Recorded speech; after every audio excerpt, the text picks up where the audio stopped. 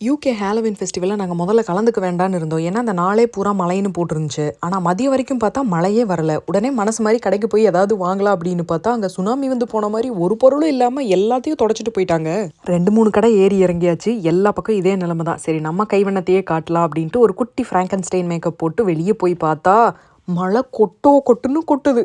தூங்க போகிற பையனை ஆசை காட்டி வா போகலான்னு கூட்டிகிட்டு வந்து பார்த்தா இப்படி ஆகிப்போச்சே அப்படின்ட்டு சரி கொடையை பிடிச்சிட்டே போகலான்னு எல்லாரும் கிளம்பிட்டோம்.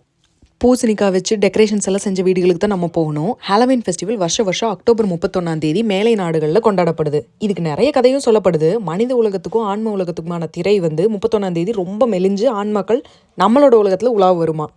அதனால் அதுங்க கிட்ட இருந்து தப்பிக்க இவங்களும் பேயுடைய போட்டுட்டும் பட்டாசை வெடிச்சும் அதை திருப்பி அனுப்புறதா நம்புறாங்க. அது மட்டும் இல்லாமல் 31 வெயில் கால அறுவடை முடிஞ்சு குளிர்காலம் ஆரம்பிக்கிற நாள். அறுவடை பொருட்களையும் இந்த பேய்கிட்ட இருந்து காப்பாற்றுறதுக்காகவும் இப்படி கொண்டாடப்படுறதா சொல்லப்படுறது. எது எப்படியோ இப்போ கொண்டாட்டம் கடைசியில் ட்ரிக் ஆர் ட்ரீட்டில் வந்து நிற்குது. வேஷம் போட்டுட்டு போகிற குழந்தைங்கள் அலங்காரம் பண்ண வீட்டுக்கு போய் அங்கே ஹாப்பி ஹாலோவீன்னு சொல்லி ட்ரிக் ஆர் ட்ரீட்னு அவங்கள பயமுறுத்துற மாதிரி செஞ்சால் அவங்க உடனே நம்மளுக்கு சாக்லேட் கொடுத்துருப்பாங்க. அதை இந்த பக்கெட்டில் போட்டுட்டு அடுத்த டெக்கரேஷன் செஞ்ச வீட்டுக்கும் போய் இதே வேலையை பண்ண வேண்டியது தான். சாயங்காலம் 5-5:30 மணிக்கெல்லாம் ஆரம்பித்து 8-9 மணி வரைக்குமே இருக்கும். எல்லாம் கூட்டமாக குழந்தைங்கள்லாம் சேர்ந்துட்டு போவாங்க. ஆரும் ரொம்ப குட்டி பையங்கிறதுனால நாமளும் கூட போனோம். இல்லைன்னா குழந்தைங்க மட்டும் முன்னாடி போய் அவங்கக்கிட்ட ட்ரிக் ஆர் ட்ரீட்னு சொல்லி சாக்லேட்டை வாங்கிட்டு வந்துக்குவாங்க.